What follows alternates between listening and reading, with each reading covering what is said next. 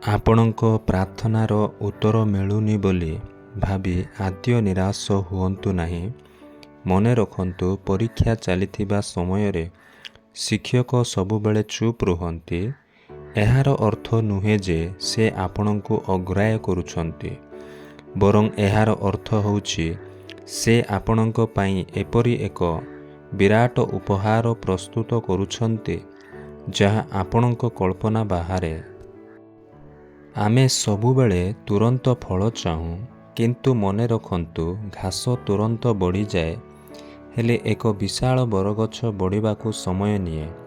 ଆପଣଙ୍କ ଏହି ଅପେକ୍ଷା ବ୍ୟର୍ଥ ଯିବ ନାହିଁ। ଏହା ଆପଣଙ୍କ ଭବିଷ୍ୟତକୁ ପାହାଡ଼ ପରି ମଜବୁତ କରୁଛି। ଯିଶାୟା ପୁସ୍ତକ 40 ଅଧ୍ୟାୟର 31 ପଦରେ ଲେଖା ଅଛି, ପବିତ୍ର ଶାସ୍ତ୍ର ଘୋଷଣା କରେ, ମାତ୍ର ଯେଉଁମାନେ ସଦାପ୍ରଭୁଙ୍କର ଅପେକ୍ଷା କରନ୍ତି ସେମାନେ ନୂଆ ନୂଆ ବଳ ପାଇବେ। ସେମାନେ ଉତ୍କର୍ଷ ପକ୍ଷୀ ପରି ପକ୍ଷରେ ଉପରକୁ ଉଠିବେ। ଈଶ୍ୱରଙ୍କ ବିଳମ୍ବର ଅର୍ଥ ପରାଜୟ ନୁହେଁ, ବରଂ ଏହା ଈଶ୍ୱରଙ୍କର ଏକ ସ୍ୱତନ୍ତ୍ର ଯୋଜନା। ଯେତେବେଳେ ସାରା ଦୁନିଆ ଆପଣଙ୍କୁ ପଛ କରିଦିଏ, ସେତେବେଳେ ସର୍ବଶକ୍ତିମାନ ପରମେଶ୍ୱର ଆପଣଙ୍କ ଆଗରେ ଏକ ଅତି ମଜବୁତ ଢାଲ ସାଜି ଛିଡ଼ା ହୁଅନ୍ତି।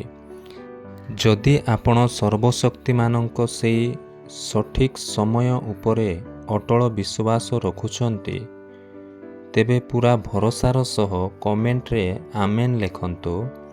ଆଉ ଏହି ଭିଡ଼ିଓଟିକୁ ତାଙ୍କ ପାଖକୁ ନିଶ୍ଚୟ ପଠାନ୍ତୁ ଯେ ଆଜି ଅପେକ୍ଷା କରି କରି ନିଜ ଧୈର୍ଯ୍ୟ ହରାଇ ବସିଛି।